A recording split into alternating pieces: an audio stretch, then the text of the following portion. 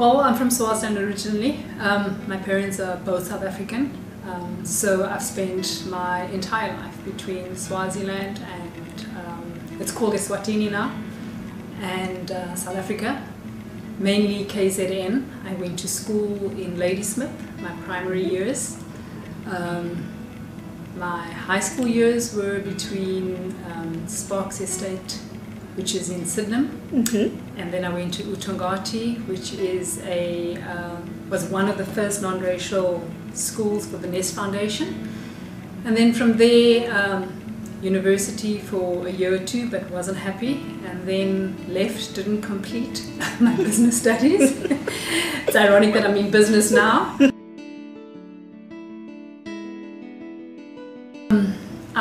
I'd been living in Swaziland, working, following my stint, and I say stint, at university.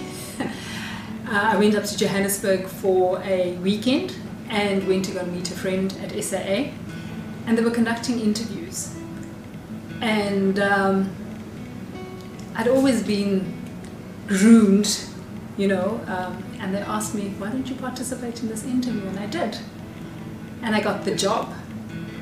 And it was phenomenal, because when I was traveling between Swaziland and, well, Eswatini and Durban during my school years, I was one of the few people that were actually flying.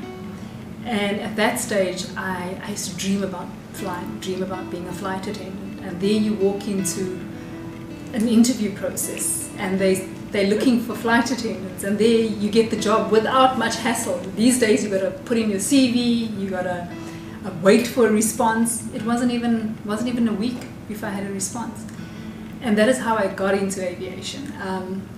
As you know, being a flight attendant, you learn safety. Your profile, your job profile is safety before serving chicken and beef. So people tend to confuse the fact that being a flight attendant, you're just there to see to the passenger's needs, but you're actually there for the safety of the passenger. And that is how I then got involved in safety management, because from there I then started working in the safety office at SAA, and that too was by chance.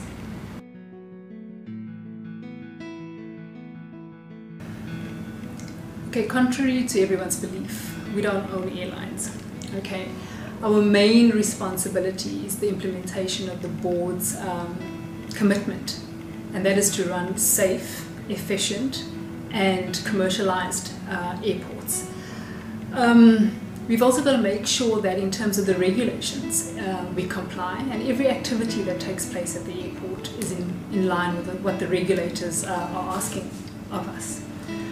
We've also got to implement the AXA broader strategy, and that talks to the objectives that we have over a period of time. And AXA normally has a 5-year, 10-year, 15-year, and a 20-year plan. And as an airport manager, we are there to ensure that we do the implementation thereof. And it requires that you have leadership skills, it requires that you have a business acumen, it requires that you actually have some qualifications towards ensuring that you deliver on the board's KPIs.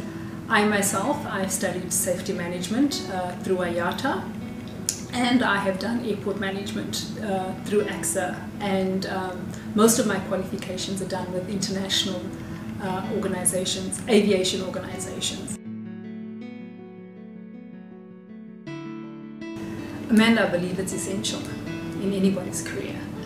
Had I not met my mentors when I started with SAA in the safety department specifically, I don't think I'd be where I am today.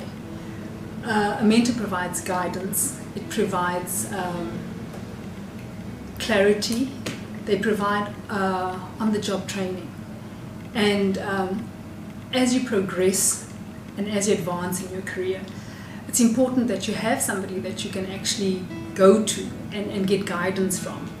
The same way that Kobus and Doe, who are my mentors at SAA and my mentors in safety, the way they were my go-to people, and they could understand when I needed to understand something better. And I believe that mentorship is essential.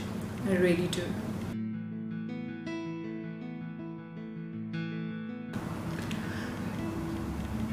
Amanda, travel started many, many years ago. My mom lived in Turkey. She lived in Tanzania. She's lived in various places in South Africa. In fact, I think I'm actually taking after her because I've moved around the country a number of times. So living in Turkey, I absolutely loved Antalya. Istanbul was a little bit busy for me. Working with SAA, I've traveled the world. In fact, this morning I took a walk on the beach and I was thinking about my first taste of sushi. Was on a flight from Bangkok to Japan, and they have these little fancy items that we were meant to serve first class, and I needed to taste this thing, and not knowing what it was, I picked up the wasabi and I put it in my mouth. You can only imagine what happened after then. I thought that was the end of life. But since then, I've traveled everywhere in Europe. I've been to Switzerland, I've been to Germany, but my heart belongs to Africa. I love South Africa. I love Ghana. I love Lagos. I know people must think I'm crazy, but there's something about being African. There's something about the humility that Africans have and the generosity that they show you when you arrive. One of the cities that are so vibrant is New York City. That's somewhere you have to go to. You have to. Everybody has to go to New York once in their life. It is a city that just, it inspires you. It makes you relook your life. So yeah, I've been to many, many places.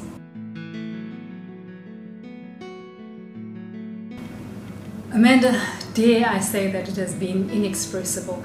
COVID pulled the carpet from under our feet. We didn't expect anything like that. Never in the history of aviation did we think that we would end up at a time where we don't see passengers at our airport and aircraft landing at our airports.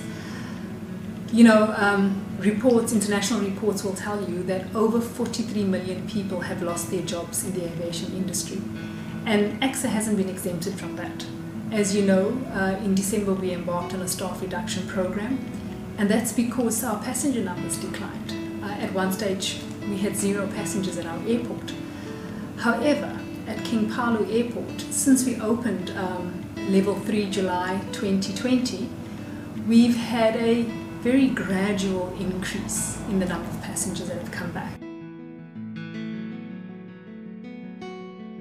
Airports facilitate tourism and trade, and through that they support economic growth.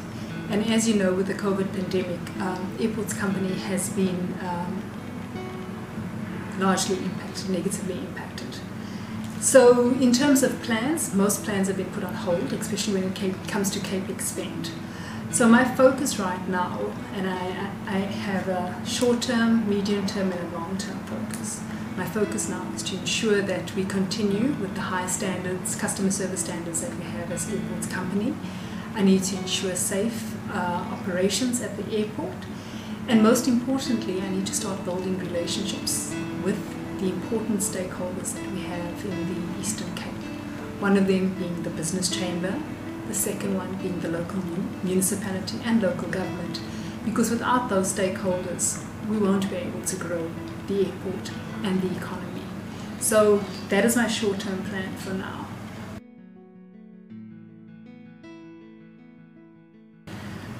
I have 2 kids. One is 20, the other is 9. So when I'm not at the airport, my family is very, very important. So I enjoy family time. I spend a lot of time with my family. I also like the gym.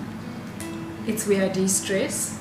And I certainly look forward to enrolling in the local gym here in East London, and also just exploring East London and the Eastern Cape and looking to see what does it have to offer.